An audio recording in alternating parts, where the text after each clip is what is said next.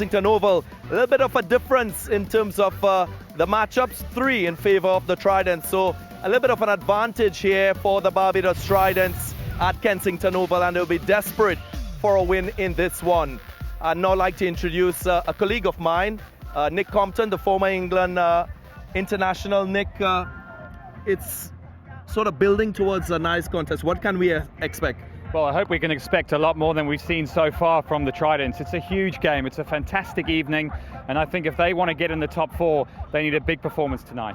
Okay, let's look at the teams for this match number 23 of Euro CPL 2019. Some changes there. Yeah, a couple of changes. Of course, Lamichane, he goes out. There's some big shoes to fill. Of course, Welsh comes in. He's a youngster. He's a leg spinner too. So that's a big opportunity for him. Hayden Jr., well, he's another good player. And of course, Sunil Nareen is the big one to talk about. He's got so much experience and he's a real danger, both at the top of the order, but also as a spinner. Yeah, the Night Riders are with a very good team on paper, and they've had more success than losses in this year's Euro CPL. Now let's hear from Tom Moody, who's got the assessment of the pitch, the Republic Bank pitch check. There's 2 things that teams need to consider when they come to a venue. One is obviously their opponent and the respect they have for their opponent, and the second is the surface they're playing on. We've got a brand new surface here this evening, but what I've seen in the games here so far is that too many wickets have fallen in the first 10 overs, so teams haven't quite respected the extra bounce that this surface here in Barbados has, and seam movement and a little bit of turn when the ball is hard. So with this new wicket, I just hope both teams, captains and coaches, have considered this in their discussions in preparation for today. Looking at the surface itself, there's dry grass on top, but there's a few bare patches, and I think what that is doing is giving a little bit of inconsistency of pace and bounce. Therefore, when the ball is hard, it can challenge the batsmen if they're not respecting that surface. Definitely there will be a focus more so from the Tridents in terms of their batting. But before we preview this contest deeper, there were some off-field activities which my colleague Nick Compton did with Alex Hales. Take a look.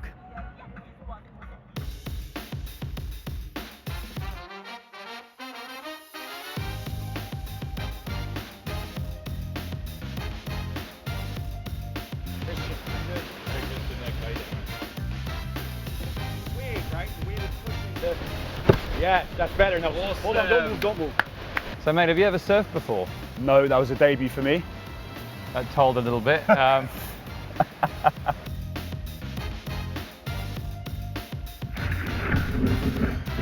was it? I really enjoyed it. I didn't think it was something that would come that naturally to me. It didn't, as you just pointed out. But I managed to get up a couple of times, which was good. Yeah, I really enjoyed it, and it's something I'll definitely do again.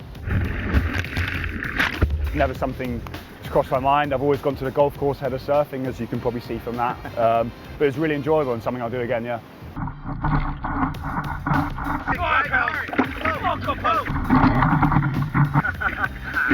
You've been to Barbados a few times now. I mean, it's quite a special place. Unbelievable, yeah. For me, it's #1 in the world, without a shadow of a doubt.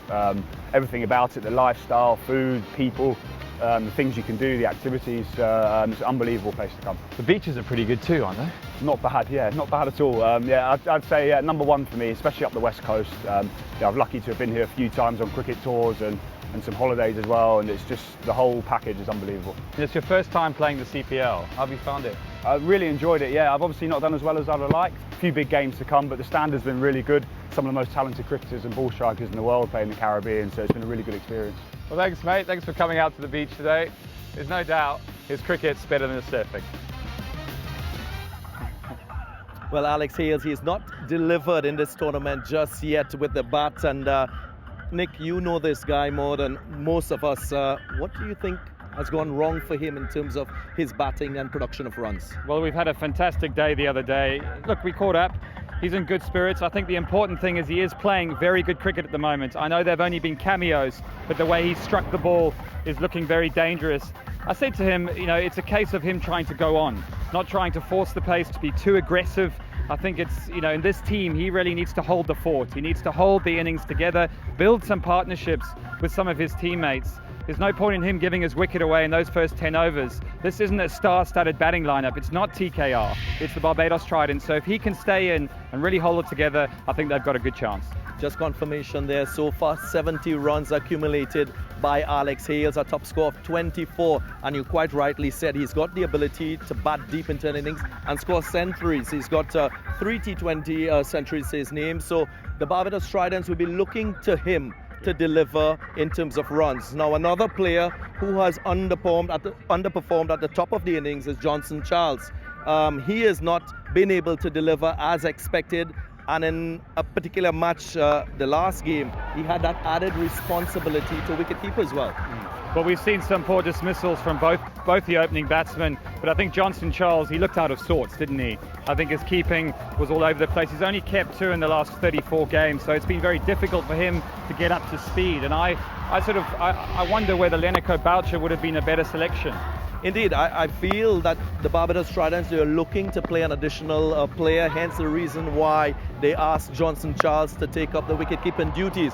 I would have opted for a specialist batsman in that contest that they lost against the Talawas. So I could understand the thinking, but I think it was the wrong choice in terms of going for an all-rounder as against a specialist player, Lenico Boucher. He was very good in that game against the Patriots when he scored an unbeaten 50 to win the game for the Tridents. So that is something that Phil Simmons and the Tridents will need to take into account, right? Talking about Johnson Charles, Alex Jordan caught up with him earlier.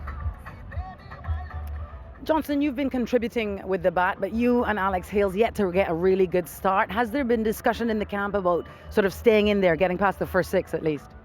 Definitely, that's our job. That's what we paid for. But we just can't seem to get that partnership going. But it's something we're working on, and we definitely have to pull through.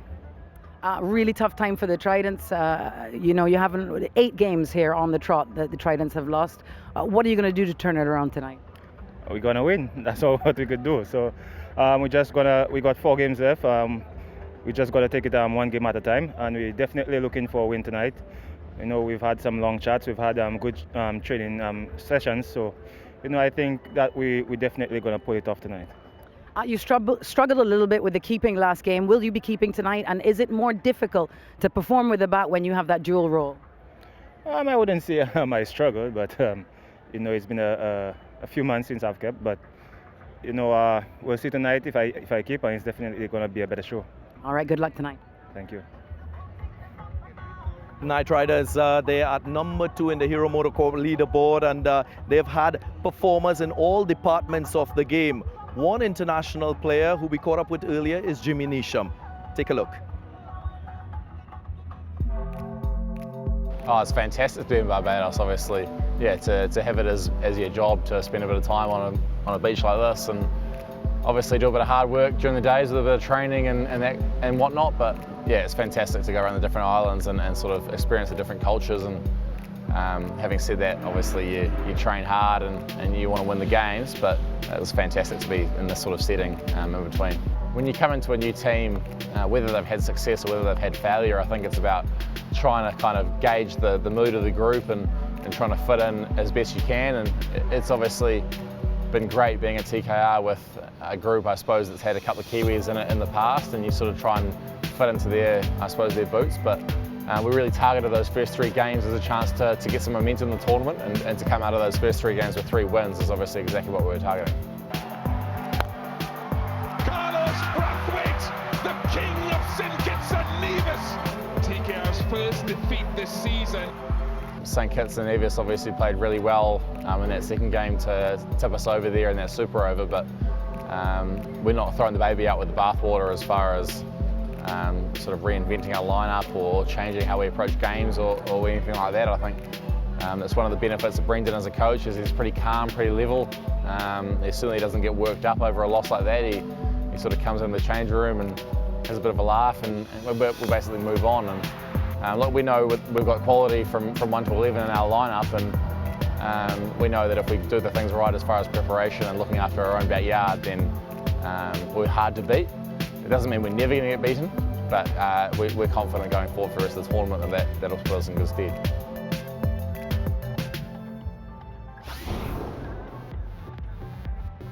Nice images there from that feature. Now, Jimmy Neesham, he's been a part of a very successful New Zealand national setup, and in this year's Hero CPL, it's been more about his bowling than his batting. Not much opportunities with the bat, Nick.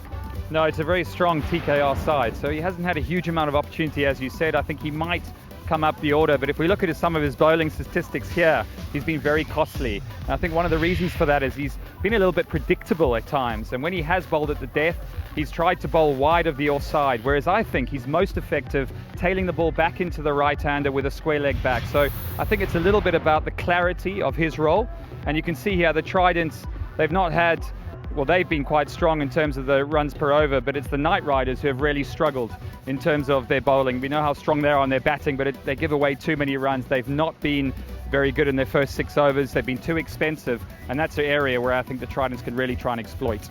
Well, Karen Pollard is a stickler for wanting to improve in all departments. In the power play overs, they will want to be better with the ball and not hurt themselves. Just to finish on Jimmy Neesham, he leads in terms of wickets for this Knight Riders team. So I think they will continue to encourage him, and his economy rate will be a concern for him because he prides himself on both bowling and batting. We may see him bat a little bit higher up as well.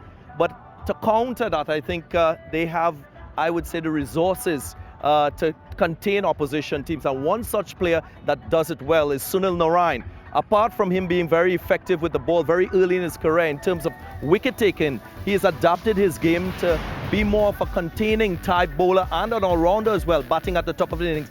What are your thoughts on Sunil Narine so far and what you've seen? He hasn't played the last 2 matches, so he's back in. That's a positive for the Knight Riders. Well, speaking to some of the Knight Rider players today, you could see by their response to him being back in the team how excited they were. The experience he brings, I think obviously the control. You know, he can bowl on the power play, he can bowl out of the power play. So I think he gives this team a huge amount in terms of discipline and in terms of experience.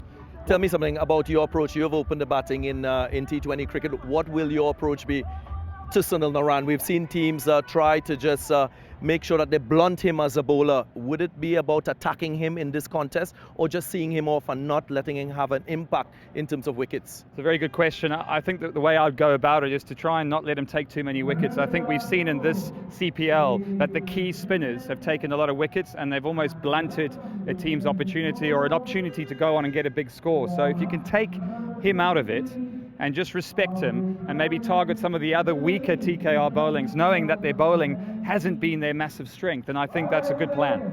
Well, bowling, not their strength for the Knight Riders, but definitely their batting. And one such player who leads in terms of runs for the TKR is Lendl Simmons. Lendl Simmons, you're enjoying this season. Third leading run scorer for the CPL, the highest run scorer for TKR. Well, has there been a difference in your preparation? What's different for you this year? Nothing is different, just I'm opening the batting, and last season I didn't open the batting, but I'm comfortable opening the batting. And the environment in TKR is very nice, and I'm enjoying it.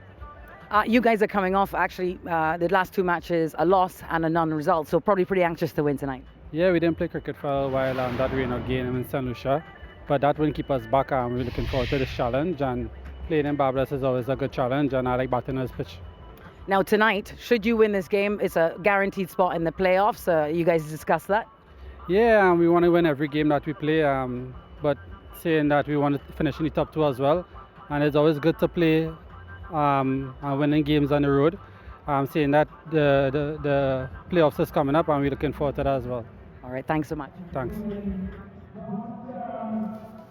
Well, these fantastic players, Lendl Simmons. Darren, you've seen a lot of him. What can you tell me about him? Well, he is right up there in the top 5. You see 261, led only by Brandon King and Glenn Phillips. What I can say about him, he wasn't picked in that players draft initially, and he came in as a cover for Colin Munro. So he was supposed to play the first 3 matches for the Knight Riders, and the unfortunate injury of Dwayne Bravo gave him an opportunity to play the entire season for the Knight Riders, and he's not looked back. I think he is one of the players in the Caribbean that has the ability to score easily off pace and spin. His offside play, to me, is a lot stronger than his leg sides play, and that is very crucial in terms of giving yourself options in T20 cricket when teams are trying to lock you down. I spoke to him earlier on this tournament just about his role. He seems to have a much more clear role in this team. I think he's also very hungry. He wants to prove a point because when you play at the international level, you've had the chance of playing in the IPL, and you come into a Caribbean setup, you want to define yourself and continue enhancing his reputation. So his pride was dented by not being picked up in the draft initially, and he has a point to prove. He's always done well against Barbados, so he will be a player that they will have to contain in this contest.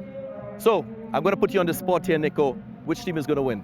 Listen, I'm a big Barbados fan. I look around this field, I see the home fans. It's absolutely electric out here. I think it's a fresh pitch. It looks like a good batting pitch. I'm going with the Tridents. Well, Tridents, well, I can tell you, on the other hand, there are lots of Trinbagonians who have traveled across to Kensington Oval for this contest. And it's not only because of what the team has done. They have a lot of national pride. And this can only produce a really exciting contest. So you want to be here as we get close to the action. There are also different things you can do here in Barbados. One of the most beautiful islands in the Caribbean. Not only their beaches, their colonial sites. And it's a place that you must visit.